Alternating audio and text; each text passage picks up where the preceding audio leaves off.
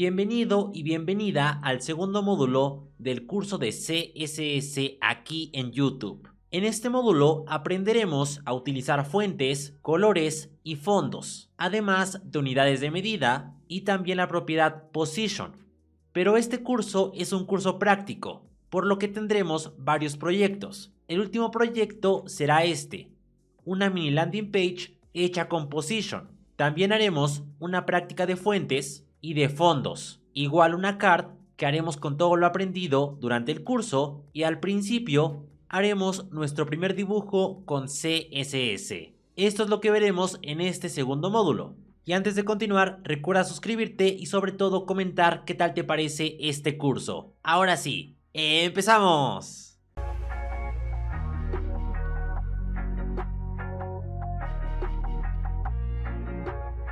He creado una nueva carpeta que se llama Radius Shadow. Aquí tengo tres elementos. Un elemento HTML con la estructura básica de un documento HTML y además una etiqueta IMG con la clase IMG y que referencia a esta imagen. Y también tengo un archivo CSS donde yo a todos los elementos les he quitado el margin y he puesto un box sizing border box. También le di a la etiqueta body un font family Arial para que todos los elementos hereden esa fuente.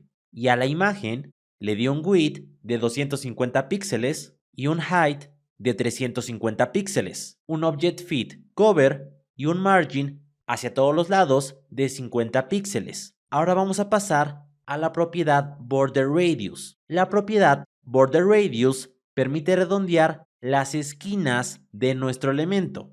Esto nos permite generar diversos estilos, entre formas levemente redondeadas, círculos o figuras ovaladas. Podemos usar unidades de medida como píxeles y porcentajes y otras unidades de medida que verás más adelante en el curso. Por ejemplo, puedo darle un border radius o un redondeado al elemento de 30 píxeles. Y lo observas, redondea las esquinas.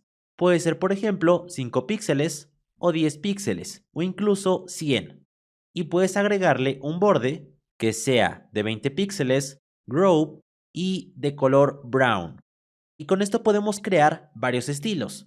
Pero si recuerdas, al igual que margin y padding y borde, border radius es un shorthand.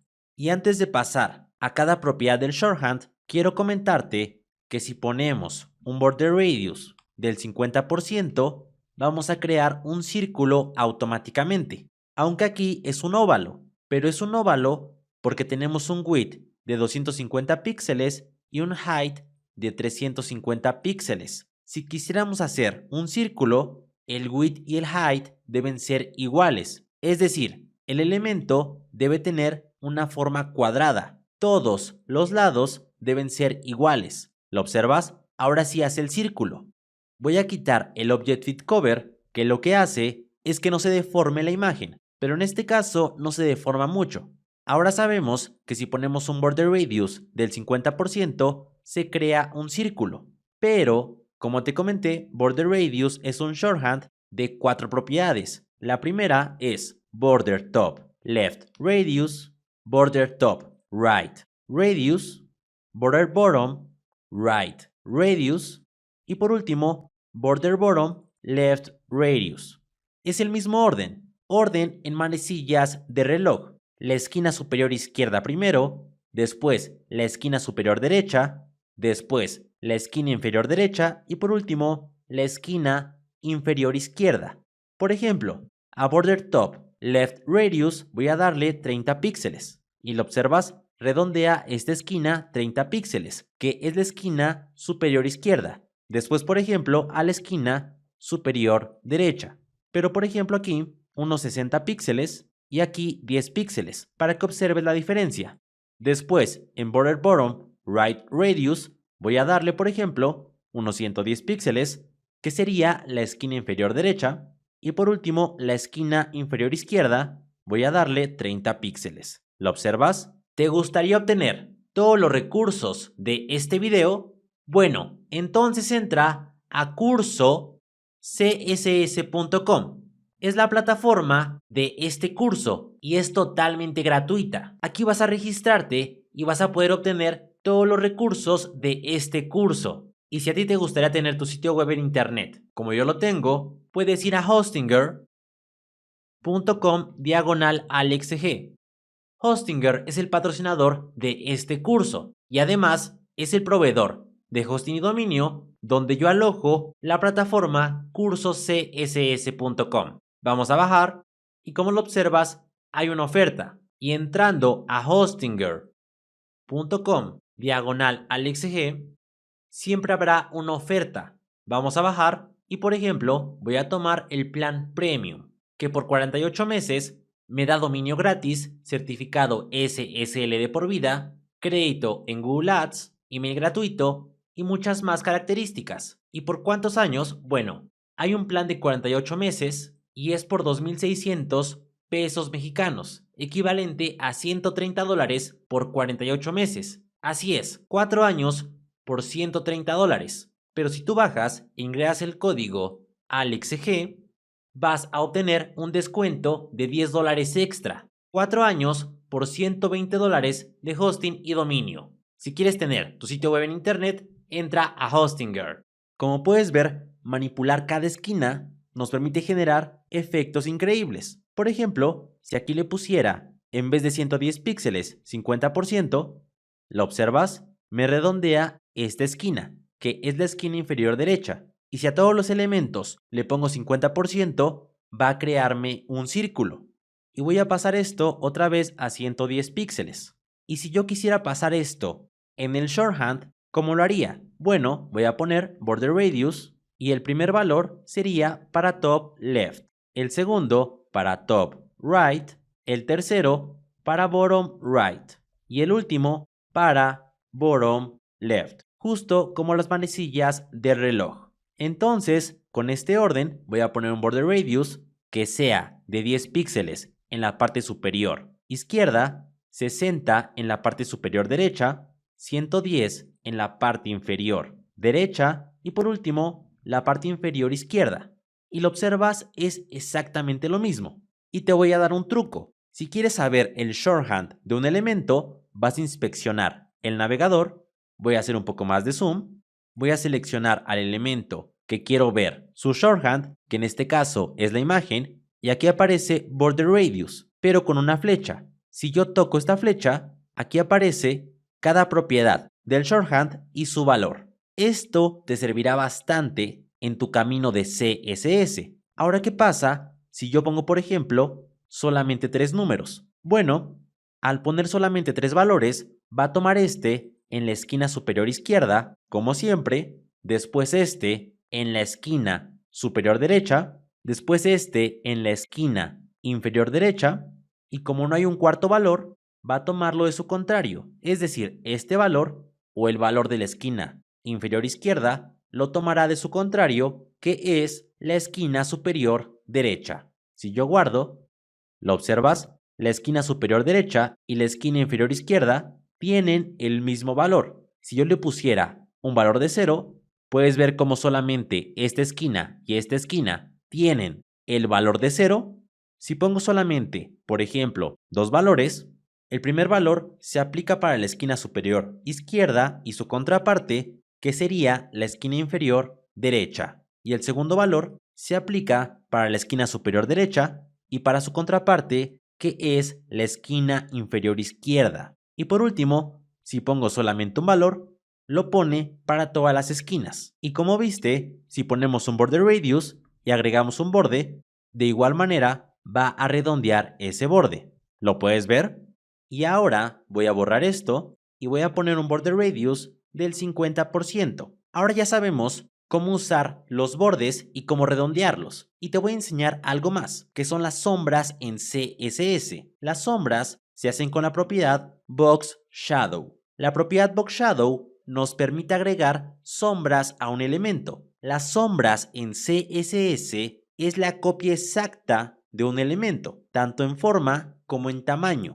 Y por defecto acepta 2 valores. Pero primero veamos cuántos valores tiene esta propiedad. Bueno, tiene el offset en X, que este valor permite el movimiento de derecha a izquierda. También tenemos el offset en Y, que este valor permite el movimiento de arriba y abajo. Después el blur, que es el difuminado de la sombra, el spread, que es el esparcimiento de la sombra, y el color. Empecemos primero por los únicos dos que son obligatorios, que es el offset en X y el offset en Y. Como te comenté, el primer valor va a mover al elemento hacia la derecha. Si pongo números positivos, lo mueve hacia la derecha. Si pongo números negativos, hacia la izquierda. Te lo voy a mostrar. Voy a darle un valor de 100 píxeles en el offset de X y 0 en el Y, por lo que solamente se moverá 100 píxeles hacia la derecha,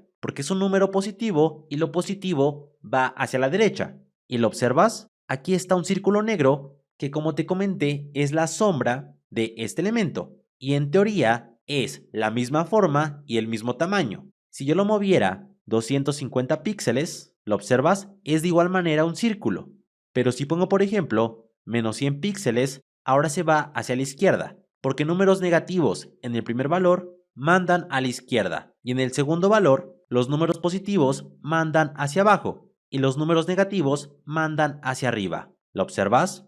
Voy a mandar hacia abajo unos 300 píxeles. Y aquí te puedes dar cuenta que es una copia exacta del elemento. El color de la sombra se toma por defecto del color del elemento. Si este fuera coral, ¿lo observas? Cambia el color de la sombra. Después tenemos el blur, que es el difuminado. Por ejemplo, si pongo 20 píxeles de difuminado, se empieza a difuminar. Y esto se usa cuando, por ejemplo, tengo 0 y 0 en offset de X y de Y. Y se puede apreciar una sombra a este elemento, que es un efecto muy genial. Después sigue el spread, que es la manera en que se va a esparcir la sombra. Por ejemplo, si pongo 30 píxeles, se hace mucho más grande la sombra. Si pongo 100, se hace mucho más grande la sombra y ahora ya no es una copia exacta del elemento, sino que crece 100 píxeles más la sombra. Pero igual puedo ponerle números negativos, por ejemplo, menos 40 píxeles. O por ejemplo, un número mayor, ¿qué tal? Menos 80 píxeles.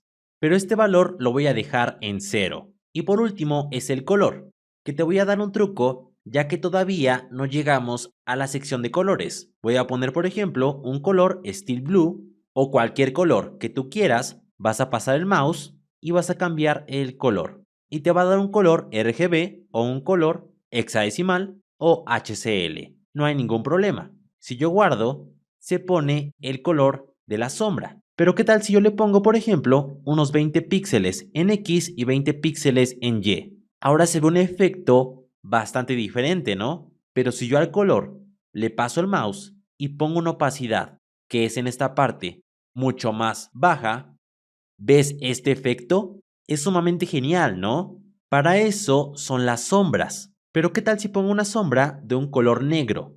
Y voy a quitarle el blur y el spread, que no son necesarios. Y voy a decirle que tenga 0 en X, pero 300 en Y. Y si lo observas, es una copia exacta, pero puedo crear más sombras. Después de definir una sombra, vas a poner una coma y otra vez vas a empezar desde cero. Por ejemplo, quiero que esta segunda sombra esté a los 100 píxeles en X, 200 píxeles en y que tenga en este caso un spread de menos 100 píxeles. Y lo observas, aquí está la otra sombra, que tiene el color coral por defecto. Si yo le pusiera, por ejemplo, Steel Blue, ¿lo observas? ¿O qué tal otra sombra que esté 200 píxeles en X, 100 en y un spread de menos 70 píxeles? Ahora hemos creado 3 sombras. Voy a quitar esto y recuerda, si quieres crear más de una sombra, solamente sepáralo por comas. Ahora voy a minimizar esto y voy a comentar este HTML, porque con lo que hemos aprendido vamos a dibujar una libreta en CSS. Y para crear la libreta, lo que voy a hacer es crear un div con la clase Notebook. Voy a pasar a los estilos y primero voy a decirle que este div tenga un width de 300 píxeles y un height de 400 píxeles. Un background color que será hexadecimal es decir, 7765B5. En los próximos videos veremos cómo usar colores en CSS, después un margin de 50 píxeles y ya estaría el cuadrado. Ahora voy a darle un border radius de unos 10 píxeles para simular que es una libreta, pero las libretas tienen sombras. Entonces voy a darle un box shadow de 10 píxeles en X, o es decir, hacia la derecha, 10 en Y o hacia abajo, y que sea de un color blanco. Pero para eso, a body voy a darle un background color que sea F799/6E. Y lo observas, esto blanco básicamente serán las hojas de papel de la libreta. Y después voy a crear otra sombra, pero que ahora sea de 20 píxeles a la derecha, 20 hacia abajo y un color negro o black, que es lo mismo. Voy a pasar el mouse y poner una transparencia muy baja. ¿Lo observas? Aquí se ve la sombra. Ahora estamos generando una perspectiva de que aquí están las hojas y la sombra de la libreta. Ahora solamente faltaría poner los hoyos o los agujeros de la libreta. Para eso voy a crear un div dentro de mi primer div que se llame Circle. Y voy a pasar a modificar a Circle. Voy a decirle que tenga un width de 14 píxeles y un height de 14 píxeles y un background color que sea blanco, un border radius del 50% para redondear a ese elemento, un margin top de 30 píxeles, pero no lo aplica y esto es por el computado de márgenes. Entonces pondré un padding top de 0.1 píxeles y ahora sí lo aplica, un margin left de 7 píxeles y aquí está el círculo. Ahora solamente lo que voy a hacer es crear una sombra, que las sombras son copias del elemento y voy a decirle que no se mueva nada en X, pero que se mueva 40 píxeles hacia abajo. Y lo observas, aquí está la copia, pero voy a ponerle un color blanco para que lo tome del color actual. Ahora voy a poner una coma y crear otra sombra que tampoco se mueva en X, pero sí 80 píxeles hacia abajo. Y se vuelve a crear otro círculo. Lo mismo, otra sombra que se mueva 120 píxeles hacia abajo. Y aquí está. Después otra sombra que se mueva 160 píxeles hacia abajo. Y otra sombra que se mueva 200 píxeles hacia abajo. Y otra que se mueva 240 píxeles hacia abajo. Después otra que se mueva 280 píxeles. Y por último, que se mueva 320 píxeles. Y de esta manera, usando un solo div, creamos varios círculos. Ahora solamente falta las líneas. Para eso, voy a crear un div con la clase line. Voy a decirle que ese div, que debe estar dentro del div circle, que si lo observas, aquí está.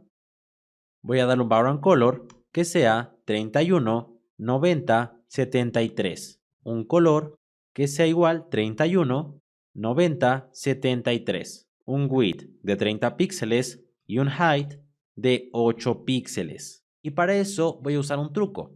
A Circle voy a ponerle un position relative, que después veremos para qué es esto. Pero básicamente, si el padre tiene un position relative y su hijo, que en este caso es un div con la clase line, tiene un position absolute, puedo posicionarlo en base al círculo. Si le doy un top del 50% y después un transform con un translate en Y de menos 50%, lo centro verticalmente. Y después puedo usar igual la propiedad de left menos 20 píxeles. Top y left son propiedades que se desbloquean con position y veremos position más adelante. Ahora solamente a esta línea voy a darle un border radius de 10 píxeles y yo puedo darle igual un box shadow para que cree una copia de este elemento que no se mueva nada en X, pero sí en Y. ¿Lo observas? Será exactamente lo mismo que esto, así que puedo copiarlo y pegarlo aquí. Y ya tendríamos la libreta hecha totalmente con CSS, aunque creo que esto se puede hacer sin usar position. Voy a decirle a la línea que tenga un margin top de 8 píxeles y no lo aplica, porque de igual manera está el colapso de márgenes. Voy a ponerle un padding top de 0.1 píxel y ya lo aplica. Mejor que sea un margin top de 4 píxeles y un margin left de menos 20 píxeles. Ahora sí, hemos ocupado todo lo que hemos visto actualmente en CSS para crear una libreta con todo lo que hemos aprendido. Te felicito bastante. Es hora de pasar al tema de colores en CSS. Bueno, en CSS tenemos muchas formas de agregar colores a las propiedades que utilizan colores. Valga la redundancia. Empezaremos usando la propiedad color. Y para eso he creado una carpeta que se llama fondos y colores. En esta carpeta tengo un archivo index.html con la estructura básica de un documento HTML. También tengo un div con la clase container y un h1 con la clase title y la leyenda Hola Mundo. Este archivo index.html ya tiene enlazado un archivo de estilos en el cual he puesto un margin de 0 y un box sizing border box para todos los elementos, una fuente Arial, y al container le di un padding de 70 píxeles y a title un font size de 42 píxeles. Ahora que tenemos todo esto, voy a empezar con la propiedad color. Y la propiedad color indica el color que tendrán los textos en los elementos. Por ejemplo, red, green, steel blue, purple o por ejemplo tomato. ¿Lo observas? Es el color que tomará el texto. Y con esto vamos a empezar. Como te comenté, hay muchas maneras de agregar colores en CSS. La primera manera es por medio de palabras clave de los colores. Por ejemplo, red, tomato, green, steel blue. Todas ellas son palabras clave. Por ejemplo, orange, yellow, black, entre otras. Esta es la primera manera para agregar colores y hay un montón de colores. De hecho, en esta página, que te la voy a dejar en los recursos de este video, puedes ver el color y la palabra clave. En este caso, black, silver, gray, y si bajo, vas a ver que hay un montón de colores. ¿Lo observas? Un montón de colores que puedes referenciar por medio de palabra clave. Por ejemplo, este color, si yo lo copio, solamente voy a pasar a Visual Studio Code y ponerlo aquí. ¿Lo observas? ¿Qué tal si bajo y busco otro color? Por ejemplo, Rebecca Purple. Y si yo paso a Visual Studio Code, puedo poner aquí Rebecca Purple. Esta es la primera manera de agregar colores en CSS por medio de una palabra clave. Pero también hay otra manera, que es por medio de RGB. RGB es un valor tipo función que nos permite definir un color en base de tres colores primarios: rojo, verde y azul, o red, green y blue. Voy a borrar esto y te lo voy a explicar más a fondo. La función es RGB y puede tener tres valores, es decir, su mínimo de valor que va a recibir son tres valores, que los separaremos por comas. El primero será el valor que represente al color rojo, el segundo al color verde y el tercero al color blue o azul. Estos son los tres valores que permite RGB. Su valor permitido para cada parámetro es de 0 a 255, 0 siendo el valor mínimo y 255 siendo el valor máximo. Por ejemplo, voy a poner un 0 y una coma y de esta manera estoy indicando el valor de 0 para el parámetro de rojo. Voy a poner otro 0 y estoy indicando ese valor para el parámetro de green. Y por último, otro 0 que indica el valor para el parámetro de blue. Si yo guardo, es un color negro. De esta manera, si ponemos el valor mínimo para los tres parámetros, el color será negro. Pero si pongo 255 para los tres parámetros, el valor será blanco. Es decir, si todos los parámetros tienen 0, será un color negro. Y si todos tienen el valor 255, será un color blanco. ¿Qué tal si todos tienen el valor 125, que sería el valor intermedio? Bueno, tendríamos un color gris. ¿Qué pasaría, por ejemplo, si el primer valor tuviera 255 y los demás 0? lo que pasaría es que nos dará el color del parámetro al cual le pusimos 255. Si recuerdas, el primer parámetro es red y se pone de color rojo. Si yo se lo pusiera al segundo parámetro, que es green, se pone de color verde. Y si se lo pongo al último parámetro, que es blue, se pone de color azul. De esta manera, podemos crear cualquier color con RGB, recordando que su valor es de 0 a 255. De hecho, si paso el mouse, en Visual Studio Code me aparece esto, para agregar el color que yo quiera. Por ejemplo, este color, o un color más rojo, y puedo ir buscando el color que más me agrade, y aquí me arroja su valor en RGB, que es 214 en red, 73 en green y 127 en blue. Y si yo guardo, ¿lo observas? De esta manera funciona RGB, pero igual permite un cuarto valor. Voy a poner una coma y este cuarto valor es la transparencia. Por defecto está en 1, que indica que no hay transparencia. Es decir, que este elemento o este color no es transparente. Pero ¿qué tal si pongo punto 9? Se empieza a ver más transparente. Quizá no se note mucho, pero si pongo punto 7, se ve más, o punto 2, ya se ve mucho más transparente, llegando hasta punto 1 y 0, que es la transparencia total. Este valor también es conocido como el valor alfa, que permite agregar transparencia a los elementos. Y ahora quiero comentarte algo. Aunque haya distintas formas de agregar colores, todas tienen el mismo resultado. Por ejemplo, si yo pongo el color red y paso el mouse, aquí me aparece su código en RGB, que es 25500. ¿Lo observas? Aquí aparece. Y si te das cuenta, hay más maneras, que las veremos a continuación. Y también quiero decirte, por ejemplo, que lo que estamos viendo sirve para cualquier propiedad que utilice colores. Por ejemplo, un background color que tenga un color RGB que sea 0 en red, 255 en green y 125 en blue.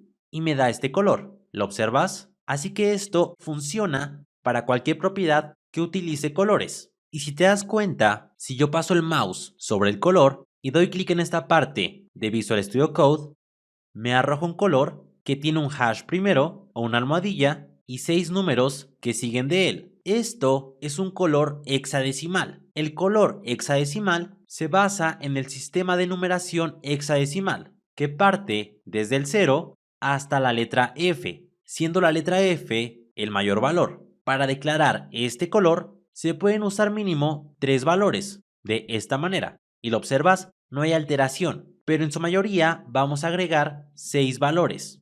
Los primeros 2 valores corresponden al color rojo, los otros 2 al color green y los últimos al color blue, algo así como RGB, donde cada 2 valores cambiamos de parámetro, por así decirlo, solo que aquí nos separamos por comas. Pero antes de agregar el código hexadecimal, vamos a poner un hash o una almohadilla. Esto significa que estamos agregando un color hexadecimal. Si ponemos los 6 números en 0, es un color negro. Si ponemos los 6 en F, es un color blanco. Si yo pongo un background color, que sea por ejemplo Steel Blue, la letra es de color blanco. Y con esto te puedes dar cuenta que si pongo dos Fs en los valores de red y los demás en 0, es un color rojo. Si pongo dos Fs en los valores de green, es un color verde. Y si pongo dos Fs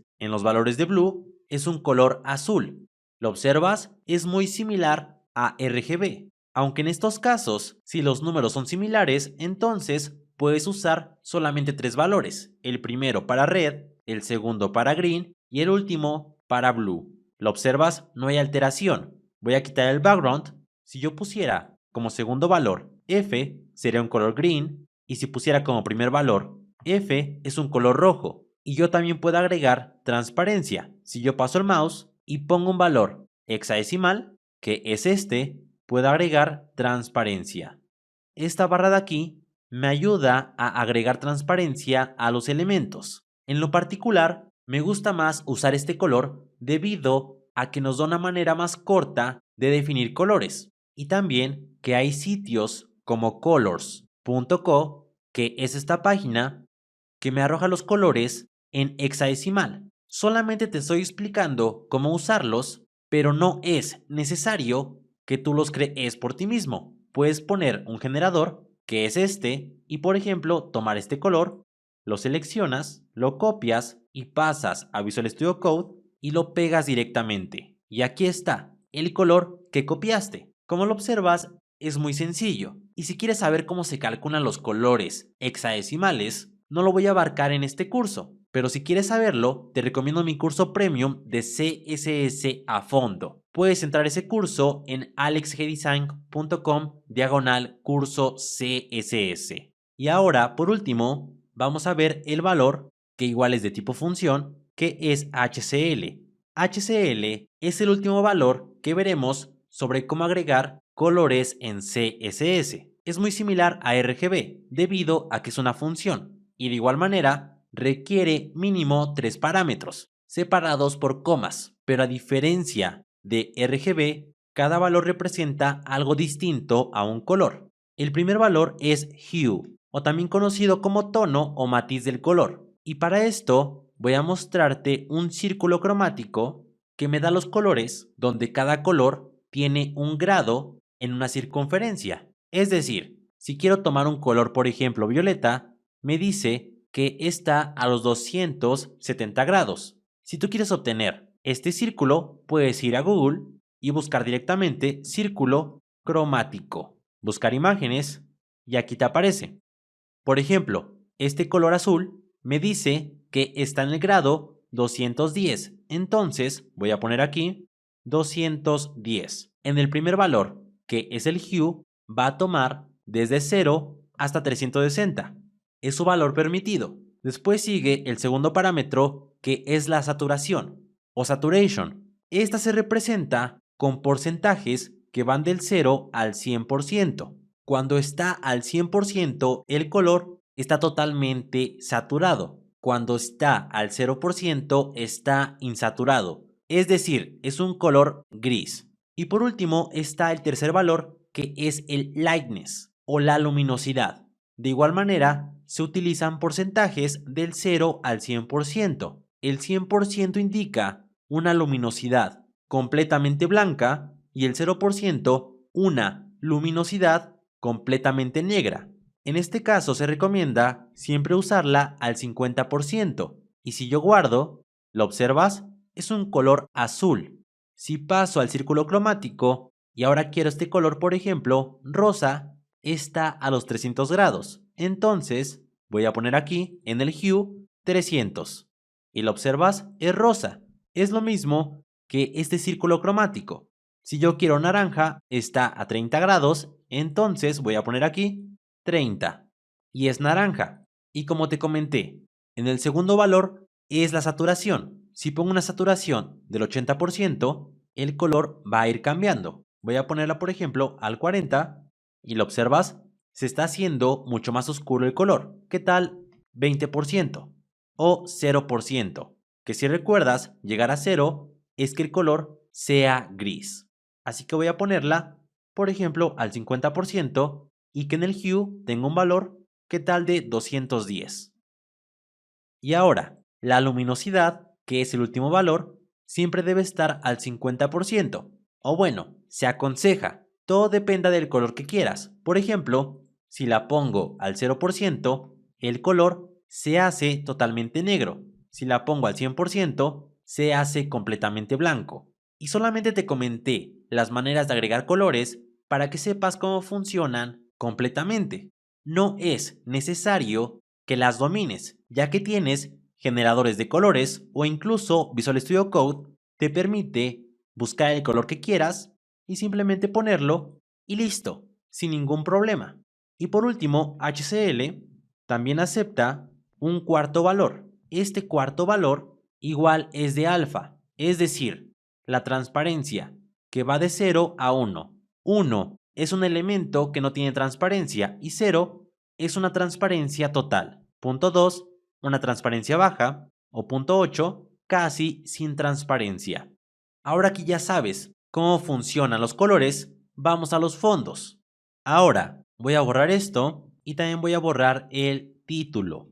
Simplemente me voy a quedar con container, que voy a darle un width del 90% y un height de 500 píxeles. Y ahora quiero hablar de los fondos en CSS, porque en CSS podemos agregar fondos a los elementos. Esto se hace por medio de la propiedad background. Esta propiedad es un shorthand de varias propiedades que permite modificar los fondos en CSS para los elementos. Solamente vamos a ver las propiedades más relevantes de background y yo no voy a ocupar este shorthand porque prefiero usar las propiedades individuales. La primera es background color. Background color permite agregar un color de fondo al elemento. Podemos agregar los colores que hemos visto en este curso. Por ejemplo, Steel Blue, Royal Blue, Magenta. ¿Lo observas? Y antes voy a agregar un margin de 50 píxeles arriba y abajo y auto hacia los lados para que podamos observar mejor el background. Y de igual manera puedo usar código RGB. Por ejemplo, un color negro que puedo ir modificando con Visual Studio Code. Y sí, esto lo hemos visto durante todo el curso, pero igual hay otras propiedades, por ejemplo, Background Image. Background Image es una propiedad que permite agregar imágenes de fondo a un elemento. Para agregar una imagen de fondo, usamos la función URL, que me permite referenciar a las imágenes. Por ejemplo, en esta carpeta tengo una imagen que se llama Spider-Man y es esta. Bueno, solamente voy a ir y voy a buscar a spiderman.png y lo observas, ponemos de fondo a Spider-Mans y esto no debe de ir entre comillas, pero voy a ponerlo para que sea más legible para ti y voy a crear una carpeta que se llame img y aquí voy a pasar a la imagen de Spider-Man y ahora no aparece porque está en la carpeta img Spider-Man. Ahora, como lo observas, Background Image nos permite agregar imágenes de fondo a los elementos. ¿Pero por qué se repiten los Spider-Mans? Bueno, porque en este caso la imagen es mucho más pequeña que el elemento. Si el elemento fuera más pequeño, por ejemplo, 40% y un height de 100 píxeles, no se repite la imagen. ¿Lo observas? Si yo quisiera que esta imagen no se repitiera, entonces hay una propiedad que se llama background repeat, que por defecto tiene el valor en repeat, pero para que no se repita, puedes poner no repeat y listo. O también tiene otros valores, por ejemplo, repeat en X, que solamente hará que se repita en X, o repeat en Y, para que solamente se repita en Y. En este caso voy a poner no repeat. Y también tenemos background position, que me permite posicionar a la imagen con valores como top, left, right, bottom y center. ¿Lo observas? Top significa arriba, left izquierda, right derecha, bottom abajo y center, bueno, significa centro. Si yo pongo center, va a centrar a la imagen al centro tanto en X como en Y. ¿Lo observas? Si pongo top, lo manda arriba y por defecto el otro valor es center. Si pongo top left, lo manda a la parte superior izquierda, top right, parte superior derecha, bottom right, parte inferior derecha y bottom left, parte inferior izquierda. O por ejemplo, bottom center. Aunque me gusta más usar simplemente center para que lo centre en X y en Y, que recuerda que X representa horizontalmente y Y representa vertical. Es decir, X va de izquierda a derecha y Y va de arriba hacia abajo. Y también tenemos background size, que permite darle un tamaño a la imagen. Por ejemplo, que sea de 100 píxeles. ¿Lo observas? O de 50. O de 10 píxeles. Si pongo un valor, lo aplica para el ancho y para el alto. Si pongo dos valores, el primer valor aplica al ancho y el segundo al alto. ¿Lo observas? Pero me gusta más usar palabras reservadas. Por ejemplo, cover. Cover lo que hará es que la imagen se va a estirar al elemento. Es decir, la imagen va a cubrir al elemento, pero aunque la cubra, habrá partes de la imagen que no se vean, porque sobrepasan al elemento. Y si no quieres eso, puedes usar contain, que ajusta perfectamente la imagen al elemento. Si el elemento fuera, por ejemplo, del 50%, lo observas, contain ajusta a la imagen al elemento. Pero si pongo cover, cover hace que se estire la imagen. Y estas son las propiedades que puedes usar con background, aunque también en background podemos usar gradientes. Voy a borrar el background color y voy a poner, por ejemplo, la propiedad o la función linear gradient y puedo poner dentro de esta función dos colores. En este caso voy a usar hexadecimal. Por ejemplo, quiero pasar de negro a un color rojo. Y lo observas, me crea un gradiente o un degradado. Y si yo pongo una coma y pongo la función URL para referenciar a esta imagen, que se llama imagen, la puedo referenciar poniendo imagen.jpg y voy a ponerla entre comillas. Y hasta ahí todo bien, ¿no? Bueno, si yo agrego transparencia a los colores, la imagen va a tomar este efecto. ¿Lo observas? Voy a poner un valor un poco más oscuro a los colores para que veas cómo quiero que quede el efecto. ¿Lo observas? Y puedo poner aquí un H1 que diga hola mundo y ponerle un color que sea blanco, un text align, center y un padding de unos 200 píxeles. ¿Y lo observas? Se ve perfecto, ¿no? Estamos empezando a hacer cosas curiosas con CSS. Voy a maximizar Visual Studio Code. Yo creé un linear gradient que me permite poner dos colores con transparencia, después una coma y agregar una imagen para que este fondo que tiene transparencia se sobreponga a la imagen y me cree este efecto. Si yo agregara otro color, por ejemplo, un color azul, que vaya a un color rosa, se vería de esta manera. ¿Lo observas? Y puedes aplicar más propiedades de las que hemos visto. Por ejemplo, un background size contain. Pero si lo observas, se repite. Entonces voy a ponerle cover. Pero yo quiero que se posicione, en este caso, al centro. ¿Lo observas? Este es el poder de los colores y de los fondos en CSS. No necesitamos usar Photoshop para crear estos estilos, sino que podemos usar CSS nativo para hacerlos. He creado una carpeta que se llama tarjeta práctica, donde haremos nuestra práctica de esta sección. Para eso, primero voy a pasar a Box Icons. Box Icons es un banco de iconos SVG que podemos utilizar gratuitamente para nuestros proyectos. Voy a buscar, por ejemplo, el icono de Instagram, o mejor, el de Twitter. Voy a seleccionarlo y voy a pasar a esta parte donde dice copiar código SVG. Y ahora voy a pasar a Visual Studio Code. Voy a crear una carpeta que se llame icons y aquí voy a poner o voy a crear un archivo que se llame twitter.svg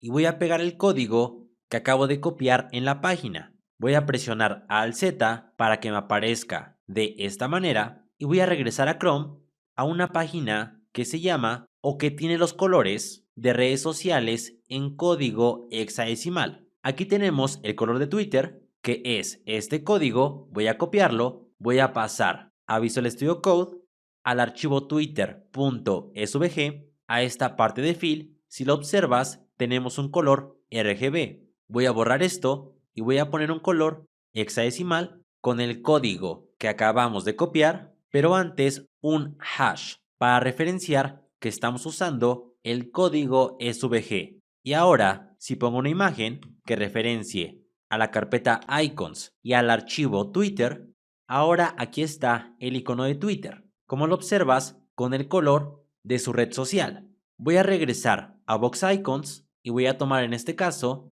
el icono de Facebook.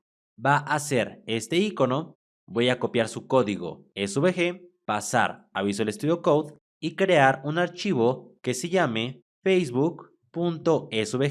Voy a pegar el código, presionar Alt Z, regresar a la página de colores, copiar su código y pegarlo aquí en Fill. Perfecto. Ahora vamos por último a Box Icons y voy a buscar YouTube. Voy a tomar este icono y voy a copiar su código SVG, pasar aquí a Icons y crear un archivo que se llame youtube.svg.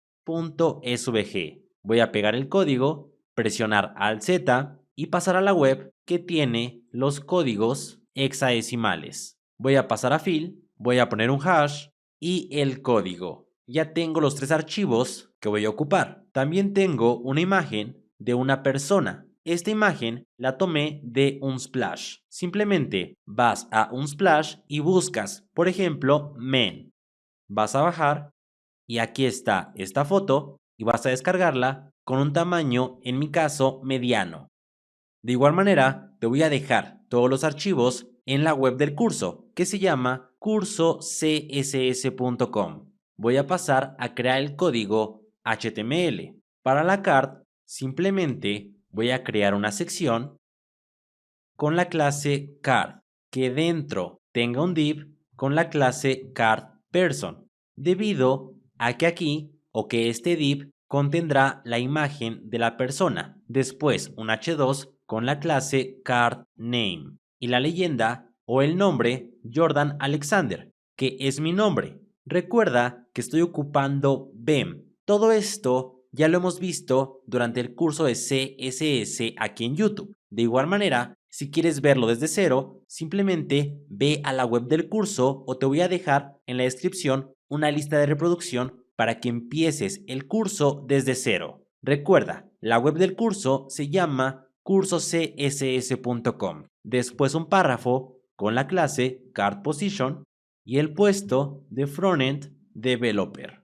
Después un div con la clase cardMedia que tenga un elemento A, que en este caso no referencie a ningún elemento, pero te recomiendo que en tu caso sí referencies a una red social. Y voy a poner, por ejemplo, cardIcon, pero con un modificador que sea cardIcon Facebook. Voy a copiar esto 2 veces y aquí en vez de poner Facebook voy a poner Twitter y aquí YouTube.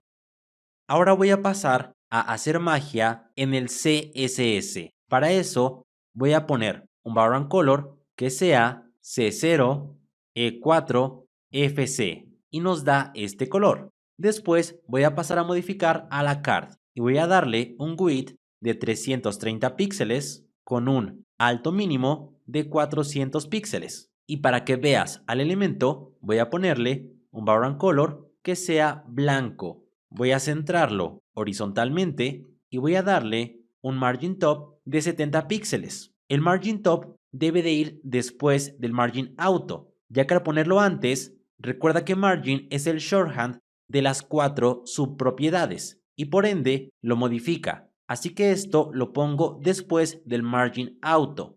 Después de esto, voy a poner un border radius de 10 píxeles y una sombra que tenga 6 píxeles en X, 6 píxeles en Y, 20 píxeles de blur y un color RGB que sea negro. Pero voy a darle una transparencia de 0.2. ¿Lo observas? De esta manera. Te recuerdo que todo esto lo hemos visto ya en el curso. Ahora un background image que tenga un gradiente y este gradiente lo voy a tomar de la web WebGradients, que es una página que me proporciona gradientes. En este caso voy a bajar y voy a tomar el gradiente número 72, que está un poco más abajo y es este gradiente, este. Voy a copiarlo y voy a pegarlo aquí, que ya viene incluida la propiedad, y voy a presionar Alt Z. Después, como yo quiero limitar este gradiente, voy a poner un background size donde le diga que va a ocupar el 100% de ancho, pero solamente 150 píxeles de alto, y se torna de esta manera. Entonces voy a decirle que el background no se repita, así que le pondré no repeat y listo. Y por último, vamos a ver una propiedad que se llama TextAlign y le voy a poner el valor center para que todo se centre. Después a card person, que es donde yo pondré la imagen, voy a darle un background image que referencie a la foto que se llama people, después un width de 110 píxeles, un height de 110 píxeles igual, un margin auto y un margin top de 105 píxeles para que se posicione exactamente a la mitad del gradiente, pero si lo observas no lo toma y esto es por el colapso de márgenes, así que al padre voy a darle un padding de 0.1 píxel y ahora sí lo pone a la mitad. Voy a ponerle un border radius del 50% y la imagen no se posiciona muy bien, así que en este caso le voy a poner un background size que abarque al elemento o que lo cubra. Y si lo observas se ve de esta manera, así que voy a ponerle un background position que sea center para que centre a la imagen. Y por último, un borde de 7 píxeles, sólido y blanco. Ahora a card name voy a darle un margin top de 20 píxeles con un margin bottom de 10 píxeles para que separe a la imagen y al párrafo. Por último, a card media, que es el contenedor de las redes sociales, voy a darle un width del 100%, un height de 90 píxeles, voy a ponerle un background color negro para que lo observes y quiero separarlo un poco del párrafo, así que voy a poner un margin top de unos 40 píxeles. Ahora voy a ponerle un borde hacia abajo de un píxel sólido y de color B3 A2 A2. Perdón, un borde hacia arriba. Y ahora voy a usar algo que se llama Display Flex. Esto es para que los hijos de este elemento se pongan uno al lado del otro. Y voy a poner un Justified Content Center para que lo centre. Sé que es muy pronto para hablar de Flexbox, pero es simplemente para facilitarme al hacer esto. Si quisiera hacerlo sin Flexbox, podría poner a cada elemento o cada enlace un display inline block y a este elemento centrarlo, pero es más complicado, así que lo haré de esta manera. Ahora a card icon, que si observamos el HTML es cada elemento que tendrá el icono, voy a darle un width del 25% con un height del 100%. Un display block como fallback, pero realmente cuando los elementos son hijos de un elemento que tiene un display flex, esto ya no es tan necesario, pero voy a ponerlo simplemente como un fallback. Y después voy a pasar, por ejemplo, a card icon Facebook que referencie a background image y que sea la imagen que está en icons y que sea Facebook. Ahora, si te preguntas qué es un fallback, simplemente es una precaución en caso de que algo no funcione. Ahora voy a copiar esto dos veces. Aquí voy a poner Twitter y aquí YouTube. Voy a cambiar el icono para que sea el de Twitter y aquí para que sea el de YouTube. Ahora, lo que voy a hacer es que le voy a decir que tenga un background repeat, no repeat, un background size de 30 píxeles y un background position que sea center. Y de esta manera hemos creado una card con todo lo que hemos visto en este curso, a excepción de Flexbox, pero de igual manera se puede con todo lo que hemos visto en este curso, solamente que es un poco más tardado y en casos prácticos siempre se usa Flexbox, aunque hay una excepción que es Grid, pero eso lo veremos más adelante. Quiero felicitarte por llegar a este punto con tus habilidades en CSS. Vamos a empezar a hablar sobre textos o fuentes en CSS. Para eso he creado una carpeta que se llama 08 Fuentes, la cual se encuentra en la carpeta del curso. En esta carpeta tengo un archivo HTML que ya está enlazado con un documento o con un archivo CSS, además de tener una imagen. Bueno, veamos el HTML. Tengo un article con la clase card, una imagen con la clase card.img, un contenedor de textos con la clase cardText, un párrafo con la fecha que se llama cardDate, un h2 con la clase cardTitle, un párrafo con la clase cardParagraph y un elemento A con la clase cardCTA. Y en los estilos he agregado cosas que ya hemos visto, un margin, un box sizing para todos los elementos y al body le di un background color que será del color 32 0D A8. Voy a bajar para que copies estos estilos y te recuerdo que puedes obtener todos los recursos de estos videos en cursoscss.com. Es totalmente gratis. Ahora quiero empezar con el elemento .card title y voy a darle un color rojo para que veamos a qué elemento estamos modificando. Y ahora veremos la propiedad font family. Font family define una lista de fuentes para nuestros elementos. Por ejemplo, puedo poner una fuente Arial y lo observas, cambia, o una fuente cursiva o una fuente Verdana.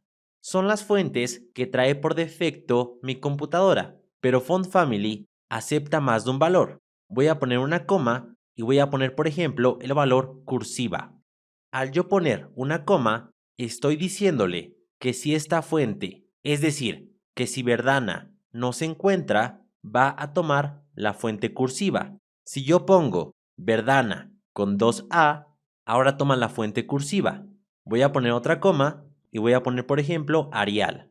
Y ahora, si Verdana no se encuentra y cursiva tampoco, va a tomar Arial. Voy a escribir mal cursiva. Y lo observas, toma Arial. Entonces, podemos decir que Font Family define una lista de fuentes con orden de prioridad según se encuentre la fuente. Esta fuente o este tipo de letra se agrega al elemento seleccionado, pero es heredable. Es decir, si yo la pongo en body, todos los elementos que sean hijos de body, es decir, todo lo que esté dentro de body, va a heredar la fuente. Por eso siempre pongo la fuente en body.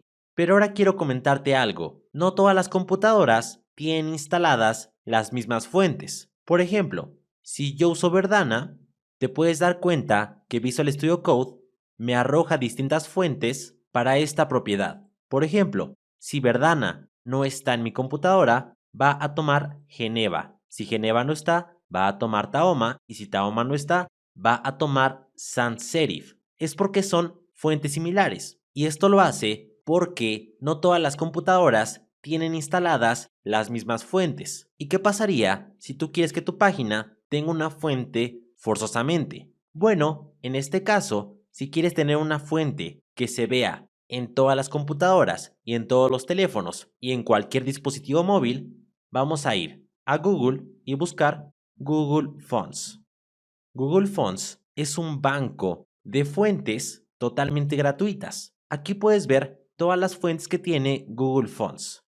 En este caso, puedes cambiar aquí en Type Something, por ejemplo, Hola Mundo, y podrás observar la tipografía de cada fuente.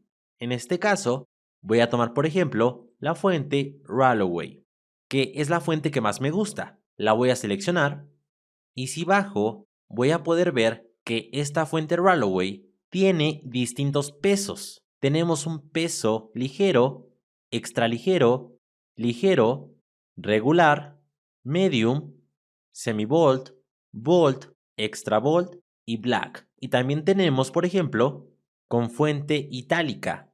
Si yo quiero tener esta fuente en cualquier computadora, una vez que yo seleccione la fuente, voy a tomar los pesos que yo quiero. Por ejemplo, el peso de 100, que es una fuente súper delgada, el peso de 100, pero en itálica, 300, 400, 500 y 700, y también 800. Y por qué no, igual 900. Y mi recomendación es que cargues todas las fuentes que vayas a requerir, porque vamos a tomar estas fuentes de un tercero y esto implica que vamos a cargar datos a nuestra página y puede que se haga un poco más lenta la carga de la página. Y antes de pasar a eso, voy a explicarte algo. Por ejemplo, voy a poner una fuente Arial y voy a poner una propiedad que se llama font weight. Font weight define el peso de una fuente, es decir, define si la fuente, la cual tiene la propiedad, va a estar en negritas, normal o súper delgada. Por ejemplo, voy a pasar a Card Title y voy a ponerle un font weight normal. ¿Lo observas? Cambia, pero también tiene un valor que se llama bold y esto lo hace en negritas. También hay otro valor que se llama bolder y otro que se llama lighter. Pero no todas las fuentes tienen los pesos de fuente para soportar lighter y bolder. Solamente por defecto está normal y está bold. Que si te das cuenta, si yo presiono control espacio, me dice que es lo mismo que 700. Es decir, todo esto tiene un peso y yo puedo usar la palabra reservada normal o bold o puedo usar los números de estos pesos. Vamos a verlo en acción. Para tomar esta fuente hay dos maneras. Puedes copiar el código HTML, que es este, y pegarlo directamente en la etiqueta head, exactamente de esta manera. O la otra opción es por medio de CSS. Vas a pasar a esta parte de import, vas a copiar el import, vas a pegarlo en el CSS,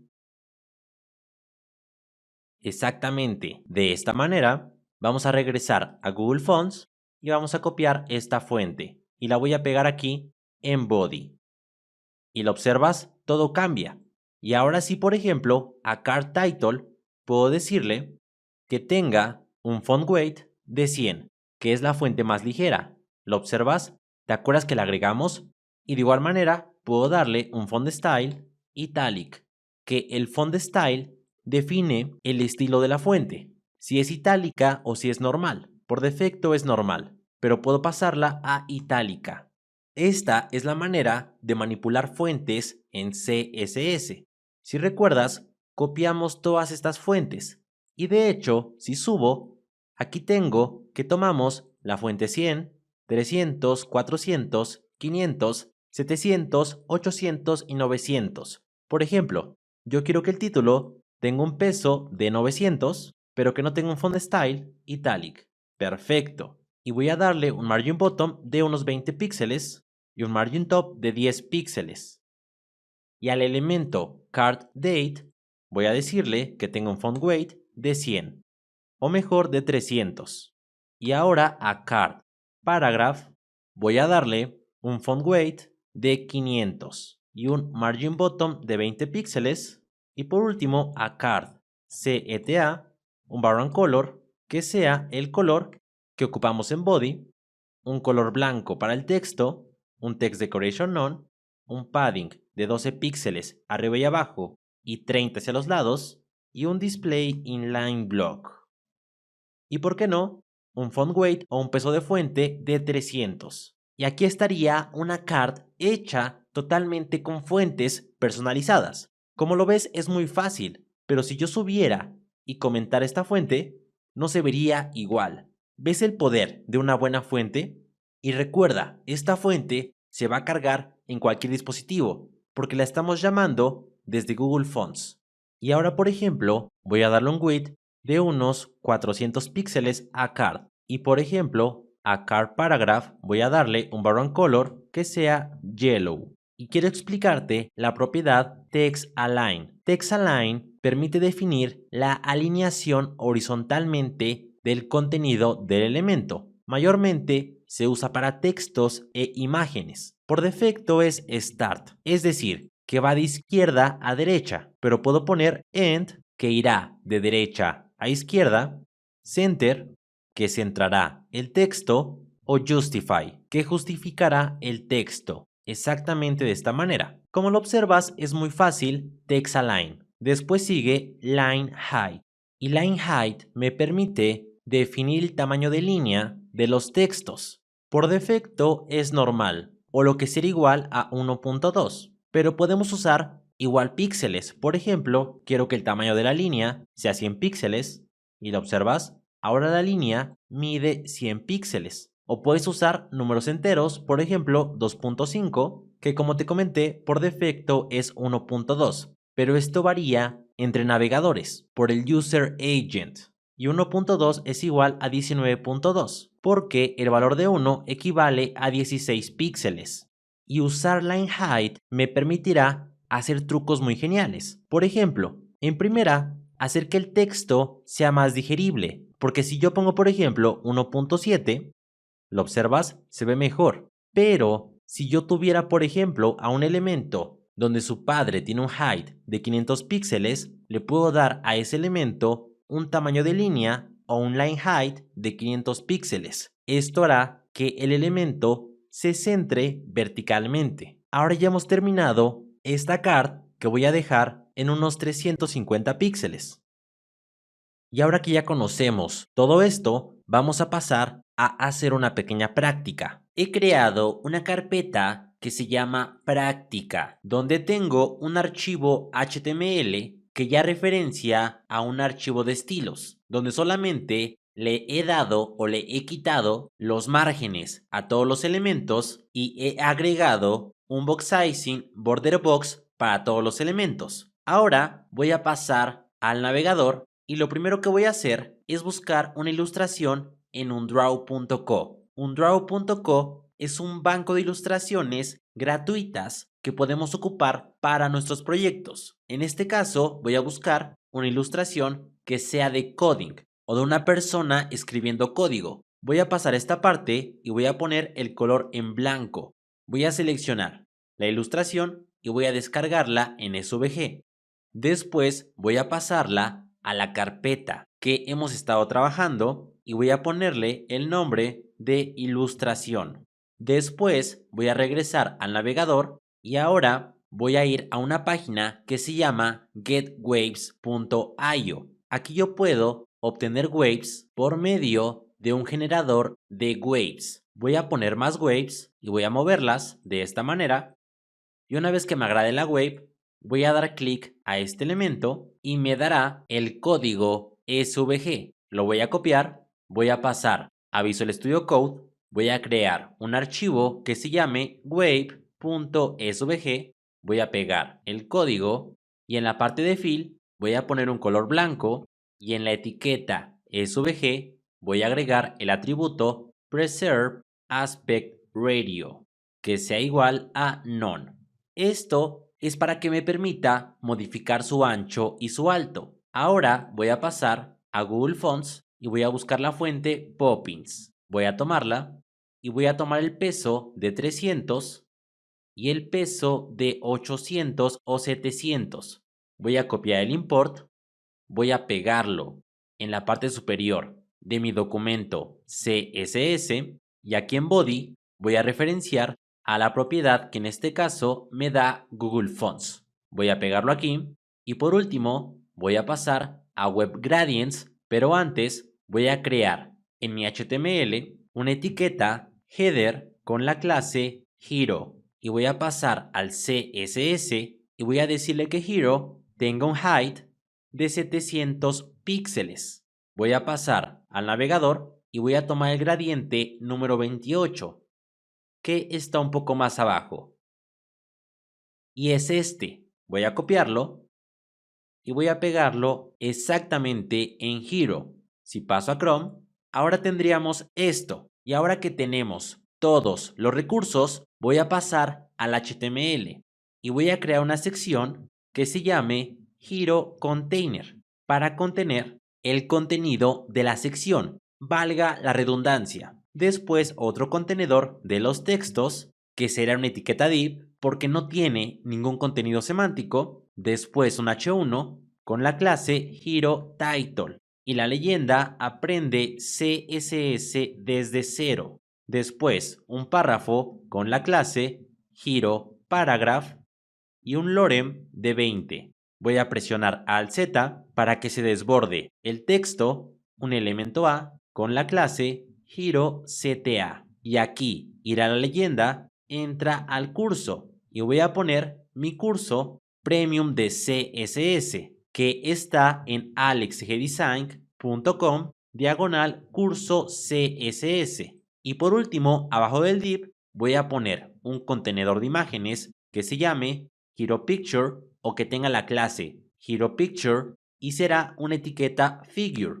Dentro voy a poner una imagen que referencie a la ilustración con la clase Hero IMG. Y si paso a Chrome, ahora esto es lo que tenemos solo con el HTML. Vamos a darle magia con CSS. Y para eso, primero voy a pasar a Hero Container, que es el contenedor de todo el contenido. Valga la redundancia. Voy a darle un width del 90% para que no ocupe todo el ancho del navegador. Voy a darles un color blanco para que todos los elementos lo hereden, un padding de 100 píxeles arriba y abajo y un text align center para que todo el contenido se centre y un background color negro para que veas cómo está. Es exactamente esto. Lo que voy a hacer es centrarlo con un margin auto y un overflow hidden. De esta manera, todo lo que salga de Hero Container se va a esconder. De igual manera, voy a decirle que su alto sea del 100%. Se está viendo muy bien. Voy a quitar el background color, voy a pasar a Hero Title y voy a decirle que tenga un font size o un tamaño de fuente de 45 píxeles. Y si paso a Chrome, se sigue viendo muy bien. Después, a Hero Paragraph, voy a darle un width del 70%, un margin auto para centrarlo horizontalmente, un margin top de 15 píxeles y un margin bottom igual de 15 píxeles. Y esto se puede acortar poniendo aquí solamente 15 píxeles. Si paso a Chrome, se estaría viendo mucho mejor. Después voy a pasar al elemento Hero CTA, que es el botón. Voy a darle un background color que sea blanco, un padding de 12 píxeles arriba y abajo y 25 hacia los lados. Un color que sea 48, 33, 8D. Un text decoration none para quitarle el subrayado al botón y un border radius de 30 píxeles. Y ahora, si te das cuenta, la imagen se sobrepone al botón. Y esto es porque es un elemento en línea. Así que voy a poner un display inline block de esta manera. Por último, a la imagen voy a decirle, o al contenedor de la imagen, que es Hero Picture, voy a darle un width de 450 píxeles y un margin auto para que se entre a la imagen, además de un margin top de 50 píxeles para que separe a la imagen del botón. ¿Pero qué está pasando? Bueno, es porque la imagen está tomando su máximo contenido. Entonces, voy a pasar a Hero IMG y voy a darle un width del 100%, pero que tenga un display block. Ahora sí, ya tendríamos la landing page hecha. Como lo puedes observar, hemos aprendido bastante en lo que llevamos del curso. Pero ¿cómo voy a poner la web aquí? Bueno, hay una manera con position absolute y relative, pero igual puedes con background. Tú puedes poner la web exactamente en la parte inferior con la propiedad background. Simplemente voy a pasar a Hero y antes del gradiente voy a poner otro background. Así es, se pueden usar backgrounds múltiples. Voy a referenciar a URL, voy a poner una coma y quiero tomar como background a wave.svg. Y si paso a Chrome, ¿lo observas? Aquí está ya la wave, pero yo quiero que la wave mida menos. Entonces voy a usar la propiedad background size y darle un 100% de ancho y 150 píxeles de alto. Si yo guardo, ahora se ve de esta manera. Entonces voy a poner que el background no se repita, con background repeat en su valor no repeat, exactamente de esta manera, pero se estira totalmente la wave. Entonces voy a decirle que este valor es para este valor y eso lo voy a hacer poniendo una coma y después poniendo el valor cover. Al poner esto, estoy definiendo que este primer valor se tomará para la imagen de wave y este segundo valor se tomará para el gradiente. Si paso a Chrome, ¿lo observas? Por último, voy a decirle que el background se posicione en la parte inferior, poniendo bottom. Y si paso al navegador, de esta manera podemos agregar waves u olas con CSS usando la propiedad background. Comúnmente se usa position relative y absolute, pero con background igual se puede hacer. Asombroso cómo podemos aprovechar todo lo aprendido durante el curso. El día de hoy vamos a hablar sobre las unidades de medida en CSS. Para eso he creado una carpeta que se llama unidades de medida. Aquí tengo un archivo HTML con la estructura básica de un documento HTML, una sección con la clase container, un div con la clase container child y un h2 con la clase title. En los estilos a todos los elementos les di un margin de 0, un box sizing, border box, y a body le di una fuente Arial, para que todos los elementos hereden esa fuente. Además, al contenedor o a container le di un padding de 40 píxeles hacia todos los lados. Y ahora sí, hablemos de las unidades de medida en CSS, porque tenemos dos tipos. En el primer tipo de unidades tenemos unidades absolutas. Se llaman así porque tienen un valor definido y ese valor no depende de nada más. Siempre será el mismo, por lo que nunca va a cambiar. Por eso se llaman absolutas. Un ejemplo es si a title le doy un font size de 40 píxeles. 40 píxeles es una unidad absoluta y nunca va a cambiar. O de igual manera, puedo usar centímetros. Por ejemplo, quiero que el font size sea de 3 centímetros o de 5 centímetros. Estas son unidades absolutas. También tenemos puntos que se escribe pt. Voy a poner, por ejemplo, 50 puntos. Y también milímetros, que se pone mm.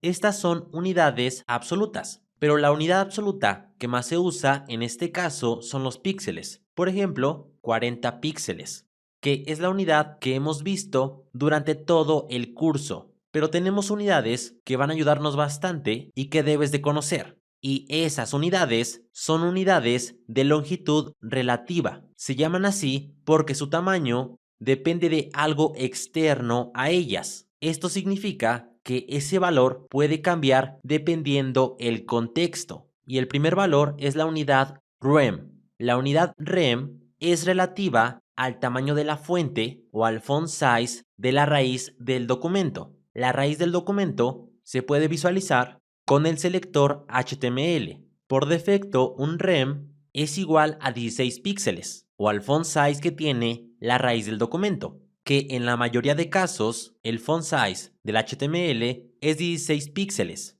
pero puede llegar a variar dependiendo del tamaño de fuente o del tamaño de letra que agregues en tu navegador. Por defecto es normal, pero si lo pones más pequeño, el font size del HTML será más pequeño, o si lo pones en un tamaño de letra grande, el font size será más grande.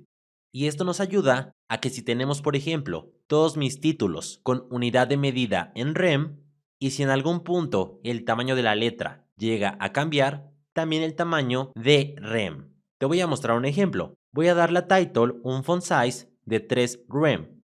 Y te recuerdo que rem o un rem equivale al font size de la raíz, que por defecto es 16 píxeles.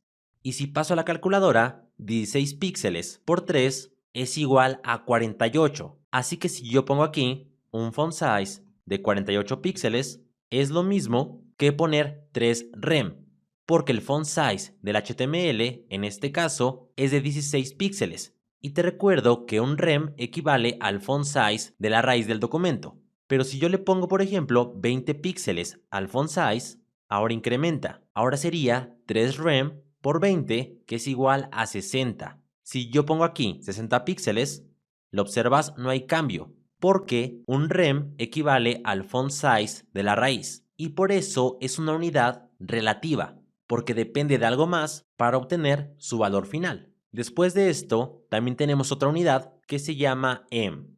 Solamente le quitamos la R al final. Y si yo guardo, al parecer no hay ningún cambio. Y sí, son muy similares, pero la diferencia es que rem se basa en el font size de la raíz del documento, pero em es relativo al tamaño de fuente del padre o de un ancestro superior que tenga declarado un font size. Y si la usamos para propiedades como width o height, va a tomar el em igual de los padres o del font size del mismo elemento. Actualmente, un em equivale a 20 píxeles. ¿Y por qué? Bueno, porque te dije que un em es equivalente al font size de su padre o ancestro que tenga un font size declarado. En este caso es HTML, que es su padre más próximo en tener un font size declarado. Pero si a Container Child, que es padre de title, le diera un font size de 5 píxeles, ahora cambia, porque em se basará en el font size de su padre, que en este caso es Container Child, y tiene un font size de 5 píxeles. Entonces, 5 por 3 es igual a 15 píxeles. 3em equivale a 15 píxeles en este caso. O puedo poner, por ejemplo, que el font size de su padre sea de 15 píxeles y ahora tenemos 15 por 3 que es igual a 45 píxeles. De hecho, si yo inspecciono y paso al H2 con la clase title, aquí me dice que su font size es de 3em, pero si paso a computed y bajo, me dice que su font size es de 45 píxeles. Y si despliego, me dice que title tiene un font size de 3em, pero que su padre, que es Container Child, tiene un font size de 15 píxeles. Entonces, en base a ese, se calcula el font size, porque recuerda, se toma del padre que tenga el font size declarado más cercano. Si no hay ninguno, por defecto, será el font size de la raíz, que es 16 píxeles. Por ejemplo, ya a Container Child le quité el font size, pero si se lo pongo a Container un font size de 10 píxeles, ¿lo observas? ¿Ves cómo em es relativo al padre del elemento? De igual manera, si ahora agrego aquí, por ejemplo, un width de 10em o de 5em, tú quizá pienses que será 5 por 10 y voy a poner un background color que sea yellow. No se multiplica 5 por 10. En el caso de propiedades que no sean font size, si toma el font size del padre más cercano que tenga un tamaño de fuente declarado. Pero si ese elemento ya tiene un tamaño de fuente, entonces ahora se basa en el tamaño de fuente de este elemento, que su tamaño de fuente es de 3em, y 3em por el tamaño de fuente de su padre, que en este caso es 10 píxeles, esto es igual a 30 píxeles. Es decir, el font size de este elemento es 30 píxeles. Entonces, si yo tengo 5em por 30, esto es igual a 150. Siempre puedes ir al navegador, inspeccionar el elemento, seleccionar este elemento y podemos ver que su width es de 5em. Si paso a Computed y paso al width, me dice que es de 150. ¿Y lo observas? Si yo comentara esto, se haría mucho más pequeño. De esta manera se usa em y rem. Rem es relativa al tamaño de fuente de la raíz del documento y em es relativa al tamaño de fuente de su padre más cercano. O en el caso de propiedades que no sea font size, es relativa al tamaño de fuente de dicho elemento o de su padre más cercano que tenga un tamaño de fuente declarado. Y después tenemos unidades de viewport. Las unidades de viewport son relativas al viewport del navegador. El viewport básicamente es el área visible que podemos observar en el navegador. Por ejemplo, si a body le doy un background color que sea yellow, todo lo que vemos actualmente de amarillo es el viewport. Y si yo le pongo, por ejemplo, un alto mínimo a body de 2000 píxeles, el viewport es solamente lo que se llega a ver, no es toda la página, sino solamente el área visible en ese momento del navegador. Y para eso voy a pasar a Container y voy a ponerle un background color que sea yellow. Voy a quitar el font size y quiero darle un width que sea del 30% del ancho del navegador. Si yo quiero hacer esto, puedo poner 30% y se puede. Pero, como te dije, hay unidades del viewport y el viewport es el área visible del navegador. Entonces, esta unidad de medida es relativa al tamaño del viewport. Y para definir la unidad relativa del tamaño del viewport en el width, vas a poner una V referenciando al viewport y una W referenciando al tamaño del viewport. Podemos tener valores desde 0 hasta 100. Si pongo 0, puedes ver el background porque hay un padding, pero si quitar el padding, ya no podrías ver ese background. Si yo pongo, por ejemplo, aquí 50 viewport width, toma el 50% del tamaño del viewport. Y si yo hago más grande el navegador, ¿lo observas? Esto es dinámicamente. ¿Puedes verlo? Es una unidad relativa al tamaño del viewport, considerando que si el viewport cambia de tamaño, también el tamaño de la unidad. Y para esto puedes inspeccionar el elemento y dar clic en este botón, que me permite ir aumentando o disminuyendo el viewport. Esta característica está en Google Chrome para ayudarnos a adaptar a dispositivos móviles, que lo vamos a ver más adelante. Mientras voy a cerrar esto, y aquí está muy bien. Ya aprendimos lo que es el viewport width, que tenemos que va desde 0 hasta 100 viewport width, que es todo el ancho del navegador. Pero si yo maximizo, en algunas ocasiones no ocupará el 100% de ancho, porque si yo le pusiera, por ejemplo, a body un alto mínimo de 1000 píxeles, También contaría al viewport width como el scroll, y a veces al poner 100 viewport width estamos agregando también el tamaño del scroll. Por eso, en estos casos, si lo llegas a ver, se desborda el elemento. Yo te recomiendo que si quieres ocupar el 100% de ancho, uses 100%, no 100 viewport width. Y es solamente por esta excepción. Y ahora voy a poner un height para utilizar otra unidad de medida que es el viewport height. Como te comenté, el viewport es el área visible del navegador. Ya lo vimos en ancho, pero también lo tenemos en alto. Voy a poner viewport height, que es con una V y una H. Y de igual manera tenemos entre 0 y 100. 100 viewport height abarca toda el área visible, hablando del alto, en el navegador. Si yo hago scroll, puedes ver que no le da el background a toda la página. Simplemente se lo da al área visible en ese momento del navegador. Si yo inspecciono y abro la herramienta para inspeccionar a dispositivos móviles, aquí puedes ver el background del 100 viewport height. Pero si hago más pequeño dando clic aquí y arrastrando, ahora hice más pequeño el viewport en el alto. Y si yo hago scroll, ahora podemos ver que el viewport es más pequeño, porque solamente podemos ver una pequeña parte del viewport. Y este 100 viewport height representa eso, el área visible del alto del viewport.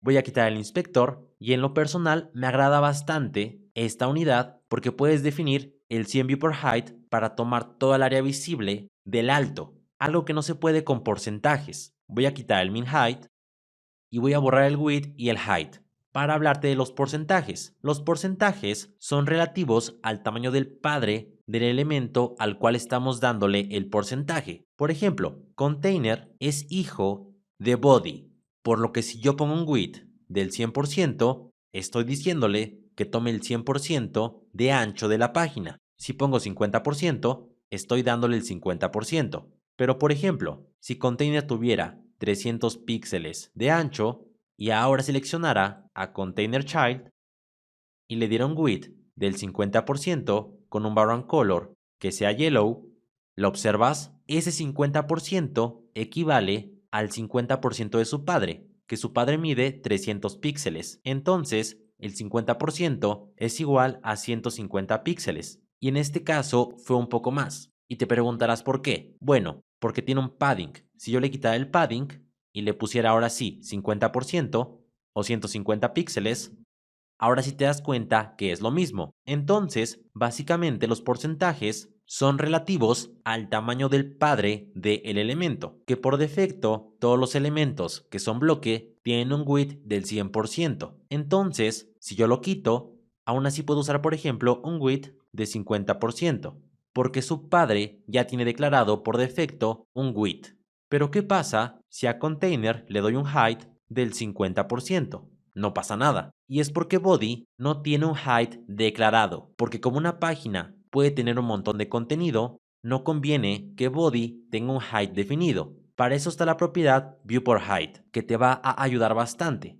Voy a ponerle un background color que sea yellow y voy a borrar esto. ¿Lo observas? Ocupa el 50% del área visible, pero si yo pusiera aquí 50%, no lo toma, porque su padre no tiene un height definido. Pero sin embargo, si yo a body le pusiera un height de 500 píxeles y a container le diera un height del 20% o del 30%, o mejor del 50%, ahora sí lo toma, porque container es hijo de body. Y ahora que body sí tiene un height definido, ahora sí lo toma. Estas son las unidades de medida que vas a ocupar mayormente cuando trabajes en CSS. Es hora de trabajar con el tema de Position. Para eso he creado una carpeta que se llama Position. Aquí tengo un archivo HTML con la estructura básica de un documento HTML. Además, un div con la clase container y 4 elementos dentro con la clase element. Pero cada elemento tiene una clase distinta, la cual es static, relative, absolute y fixed.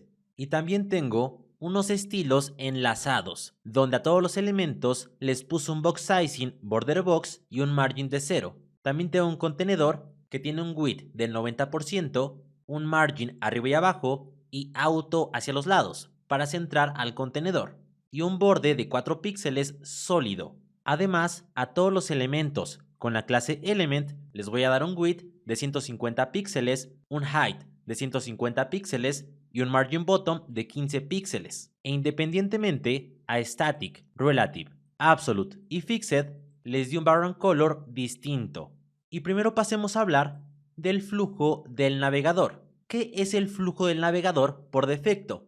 Bueno, en simples palabras, es la manera en que cada elemento se va posicionando. Si te das cuenta, al momento de crear yo, por ejemplo, un elemento, siempre se crea desde la parte de arriba y a la izquierda. Si yo creara más, se siguen poniendo en la parte de arriba y a la izquierda. Ese es el flujo por defecto. Podemos ir modificándolo con márgenes y en esta clase veremos cómo modificarlo con posicionamiento. Así que solamente quiero que entiendas que el flujo del navegador es que todos los elementos siempre se ponen en la parte de arriba hacia la izquierda y se siguen poniendo desde ese punto a la izquierda, como lo podemos ver aquí o aquí también.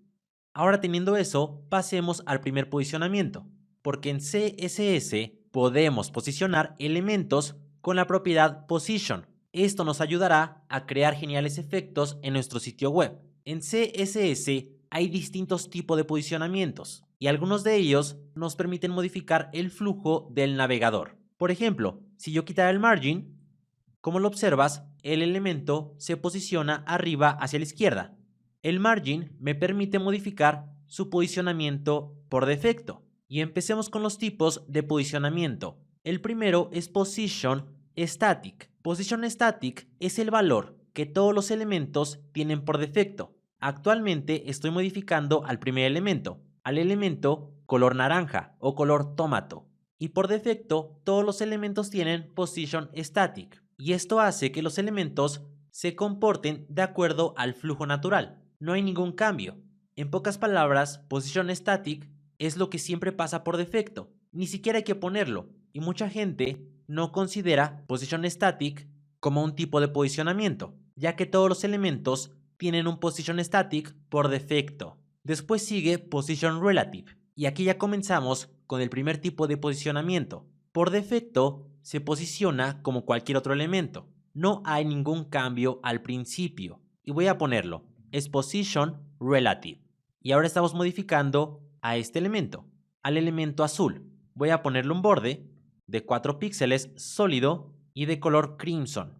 Es este elemento al que estamos modificando. Y como te dije, por defecto no hay ningún cambio. Se sigue comportando de manera normal. Pero esta propiedad desbloquea 4 valores. Estos 4 valores son valores de offset. Es decir, son valores que permiten cambiar o desplazar al elemento a través del navegador en base a una posición. En este caso, como hablamos de relative, su posición a partir de la que se moverá es su posición inicial. Por eso se llama relativo, porque se mueve en base a su posicionamiento original o en base a sí mismo. Y por defecto desbloquea 4 propiedades: top, right, bottom y left. Estas 4 propiedades nos permiten desplazar al elemento a través del navegador. Empecemos con top. Y en primera, top, right, bottom y left usan unidades de medida. Por ejemplo, píxeles, rem, em, porcentajes o unidades de viewport. Por ejemplo, si yo a top le doy 50 píxeles, ¿lo observas? Se mueve el elemento 50 píxeles desde la parte de arriba. Voy a comentarlo y quiero que veas la diferencia con margen. Por ejemplo, un margin top de 50 píxeles. Empuja a los demás elementos. ¿Lo observas? Pero top no. Top lo que hace es que a partir del borde superior del elemento o de la parte superior del elemento va a mover 50 píxeles hacia abajo al elemento, pero sin modificar el posicionamiento de los demás. Ya estamos trabajando con el flujo de los elementos y puedo ponerle, por ejemplo, un top de 150 píxeles y ahora ya estoy cubriendo a ese elemento. Pero si te das cuenta, aquí sigue respetando el espacio que ocupaba relative. Ya estamos empezando a modificar el flujo de los elementos. Entonces top nos permite mover al elemento desde la parte superior o el borde superior del elemento. Desde ahí vamos a partir y si ponemos un valor positivo, por ejemplo, 100 píxeles, lo va a empujar hacia abajo. Pero si ponemos un valor negativo, lo va a empujar hacia arriba, siempre partiendo desde el borde superior del elemento. También tenemos right. Y right nos permite mover al elemento desde la derecha o desde el borde derecho del elemento. Si ponemos un valor positivo, por ejemplo 30 píxeles, lo mueve hacia la izquierda. Si ponemos un valor negativo, por ejemplo menos 30 píxeles, lo mueve a la derecha. Es un poco contradictorio, ¿no? Que yo ponga right 30 píxeles y lo mueva hacia la izquierda. Pero lo que yo uso para no confundirme es pensar que lo empuja 30 píxeles desde la derecha, hablando de números positivos. Cuando ponemos un número negativo, sí lo manda directamente hacia la derecha. Después tenemos bottom, que nos permite mover al elemento desde la parte inferior del elemento o desde el borde inferior, y si ponemos un valor positivo, lo va a empujar hacia arriba. Por ejemplo, si pongo 100 píxeles, ahora lo empuja 100 píxeles desde el bottom. Si pongo 30, lo empuja 30 píxeles desde el bottom o desde la parte superior del elemento. Y si pongo un valor negativo, lo va a mandar desde la parte inferior hacia abajo. Y después tenemos left, que left nos permite mover al elemento desde la izquierda o desde el borde izquierdo del elemento. Y si ponemos valores positivos, lo manda hacia la derecha. Si ponemos valores negativos, lo manda hacia la izquierda. Estas 4 propiedades la desbloquea Position Relative. Pero por ejemplo, si yo a Static le pongo un Position Static y le pongo un top de 100 píxeles, no pasa nada, porque básicamente Position Static no se reconoce como que un elemento está posicionado. Entonces, Static no cuenta como un elemento que está posicionado, pero Relative sí. Ahora voy a borrar el borde y voy a quitar el left.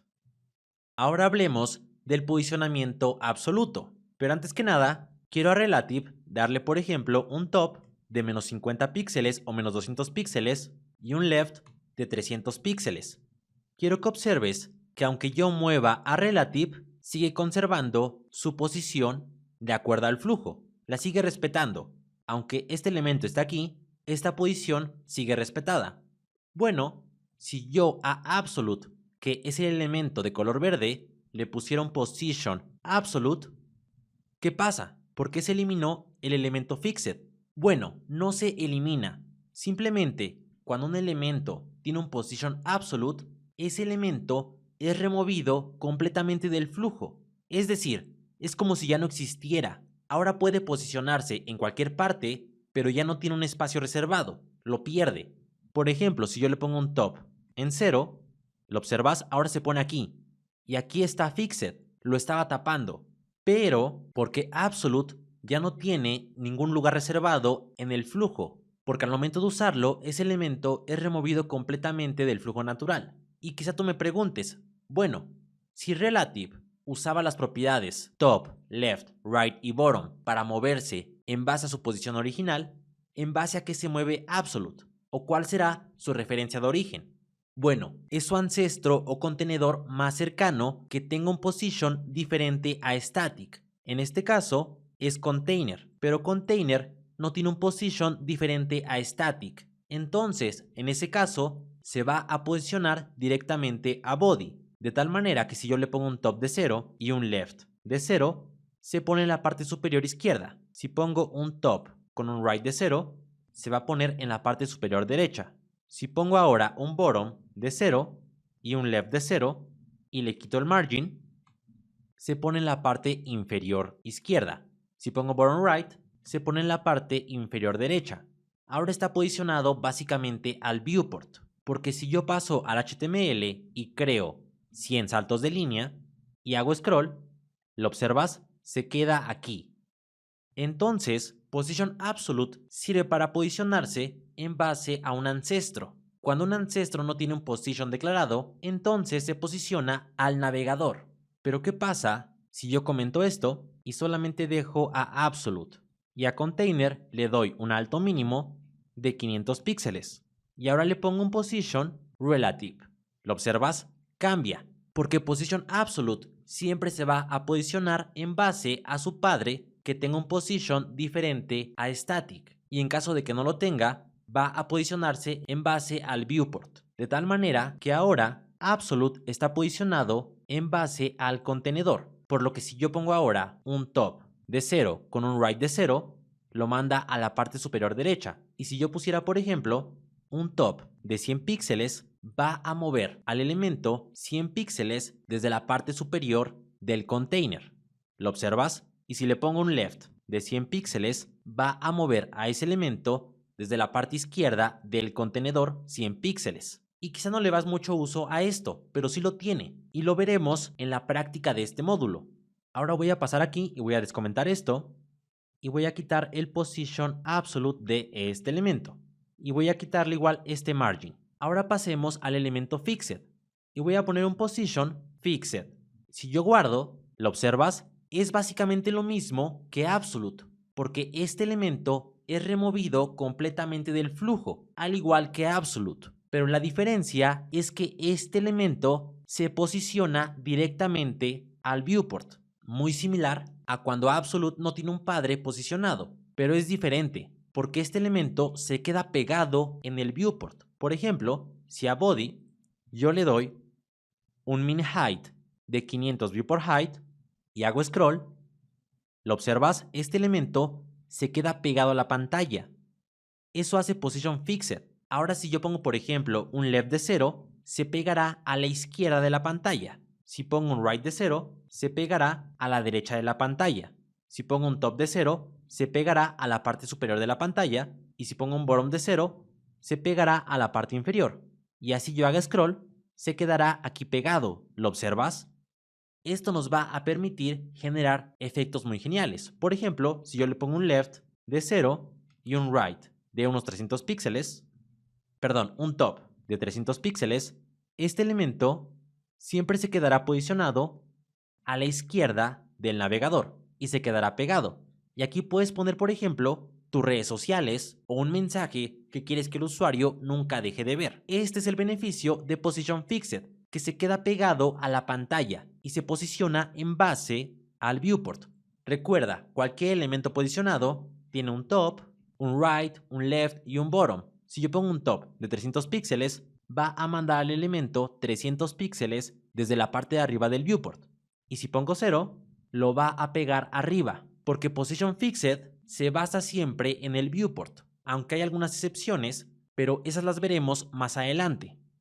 Ahora voy a pasar a borrar a Static, ya que Static no se reconoce como un elemento posicionado, y solamente voy a dejar a Relative y Fixed. Y voy a poner a Fixed un top de unos 300 píxeles, o mejor no, mejor solamente 80 píxeles, y a Relative un left de 30 píxeles.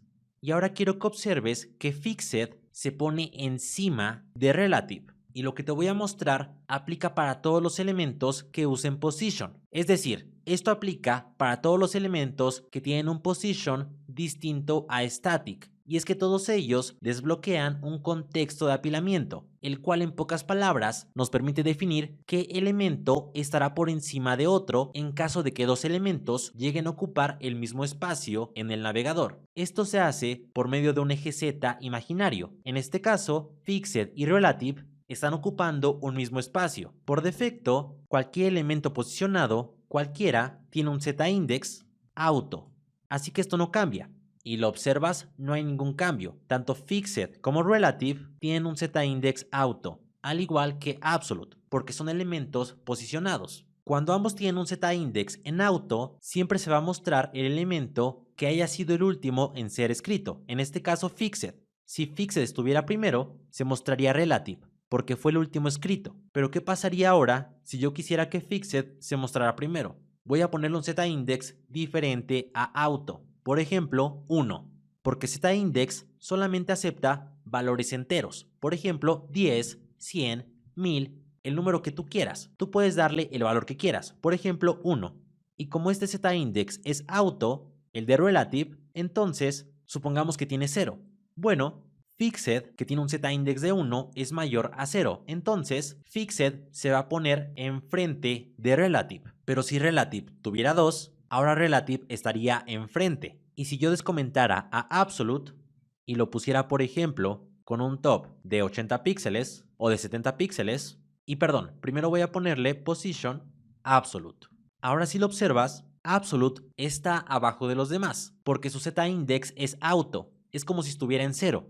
De ahí sigue Fixed y de ahí sigue Relative. Pero si tuviera, por ejemplo, un Z-index de 4, ahora está por encima de todos. Y lo que yo te recomiendo es usar números más grandes, por ejemplo 100, 200 y 300. Por si en algún punto hay otro elemento que quieres poner en medio, solamente pongas un valor intermedio entre estos dos, porque si usamos números del 1 al 10, no podemos agregar un medio entre 1 y 2. Y conocer esto te va a ayudar a evitar que unos elementos se pongan encima de otros cuando tú no quieres que sea así. Y por último, lo que voy a hacer es crear una carpeta que se llame landing page. Voy a maximizar esto y voy a crear un archivo index.html. Voy a crear la estructura básica, voy a poner aquí landing page. Voy a crear un archivo estilos.css y voy a decirle que todos los elementos tengan un margin de 0 y un box sizing border box. Después voy a pasar a Google Fonts y voy a tomar una fuente, la fuente Ralloway, con el peso de 300, 400 y 700. Voy a pasar a import, voy a copiar esto, voy a pegarlo aquí en el CSS y a body voy a darle la fuente, la cual es esta fuente. Voy a crear una etiqueta header con la clase hero y a hero voy a darle un gradiente. Para eso voy a ir a Web Gradients y voy a buscar en este caso el gradiente número 9, el cual es este. Voy a copiarlo y voy a pegarlo aquí. Ahora voy a pasar a una página que se llama SVG Porn. En esta página voy a buscar el logo de CSS, el cual es este, y voy a descargarlo como SVG. Voy a pasarlo a mi proyecto y ahora lo voy a poder utilizar como imagen. Por último, voy a pasar a getwaves.io y voy a generar una wave que sea triangular y que sea, por ejemplo, así. Voy a ponerle el color blanco, que sea FFF, y voy a tomar su código SVG. Voy a pegarlo aquí en un archivo que se llame wave.svg y voy a pegar el código aquí. Y ahora sí estamos listos para crear una landing page usando posicionamiento. Y ahora ya abrí el proyecto con Live Server. Es hora de pasar al HTML, donde voy a crear una sección con la clase HeroContainer, que tendrá un div con la clase HeroText, un h1 con la clase HeroTitle y la leyenda aprende CSS desde 0 a avanzado, y un párrafo con la clase HeroParagraph y un lorem de 15 y un elemento A que tendrá la clase HeroCTA y la leyenda accede al curso, y debajo del div una etiqueta figure con la clase HeroPicture que tenga una imagen que referencie a css.svg con la clase HeroIMG, y abajo de la sección un div con la clase HeroWave. En este div pondremos la wave. Ahora voy a pasar a HeroContainer y voy a decirle que tenga un width del 90%, pero que su ancho máximo sea de 1200 píxeles y que todo lo que salga de este contenedor se esconda. Si yo guardo y paso a Chrome, ahora tendríamos esto. Y lo que nos falta es enlazar los estilos al HTML. Y si paso a Chrome, ahora tendríamos esto. Bueno, voy a decirle que el contenedor se centre con un margin auto y que tenga un height del 100 view por height. Si paso a Chrome, se vería de esta manera. Ahora voy a decirle que HeroContainer tenga un position relative. Si pasamos al HTML, vas a ver que HeroContainer es el contenedor de HeroText y de la etiqueta figure con la clase HeroPicture. Si yo a HeroText, que es el contenedor de los textos, le doy un position absolute, ahora este elemento HeroText sale del flujo y se va a posicionar en base al contenedor. Así que puedo decirle que lo mande a la izquierda y que lo ponga al top al 50%. Lo mismo para la imagen o para el contenedor de la imagen, que en este caso es HeroPicture. Voy a decirle que tengo un position absolute que lo mande a la derecha con un top del 50%. Si yo guardo, perfecto, ¿no? Pero no se centran verticalmente. Esto es porque el top 50% empuja el elemento al 50% del container, pero lo manda desde la parte de arriba y debe ser desde en medio. Para eso voy a usar un truco que es un transform con un translate en Y del menos 50%. Después veremos qué es transform, pero ahora simplemente cópialo en Hero Text y en Hero Picture, exactamente de esta manera. Ahora ya está centrado. Voy a decirle a Hero Text que tenga un width del 40% y ahora sí se vería de esta manera. Ahora a Hero Title voy a decirle que tenga un font size de 4 rem y a Hero Paragraph voy a darle un margin de 12 píxeles arriba y de 16 abajo para que separe al botón o al enlace y al título.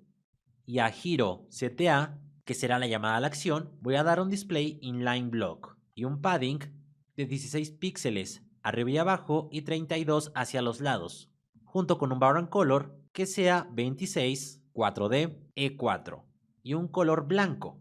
Si paso a Chrome, se vería así. Voy a quitarle el subrayado con un text decoration none y un border radius para redondear las esquinas de 30 píxeles.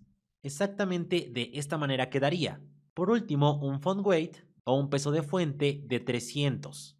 Y por último, a Hero y MG voy a dar un display block para evitar el problema del margen inferior en las imágenes. Y si recuerdas, tenemos la wave. Bueno, aquí está la wave que tiene la clase Hero Wave. Entonces voy a posicionarla absolutamente a Hero. Para eso voy a pasar a Hero y darle un position relative. Voy a bajar y a Hero Wave voy a darle un position absolute.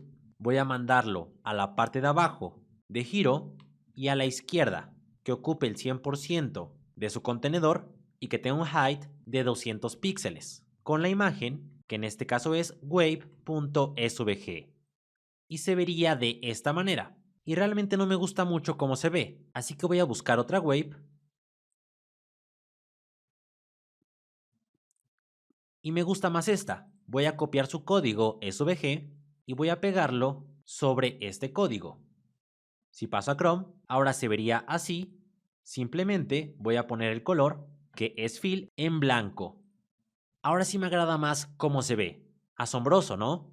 Y para que sea mejor, voy a darle a body un alto mínimo de 200 viewport height para que puedas apreciar cómo se ve la wave. Genial, ¿no? Hasta este punto hemos llegado con todo lo aprendido en CSS. Y ya hemos concluido el segundo módulo del curso de CSS. Si quieres seguir aprendiendo, te voy a dejar una tarjeta donde puedes ver más videos del curso y donde podrás seguir cada video que se suba a este nuevo curso. No olvides suscribirte y sobre todo comentar. Nos vemos en el siguiente video del curso de CSS. ¡Hasta luego!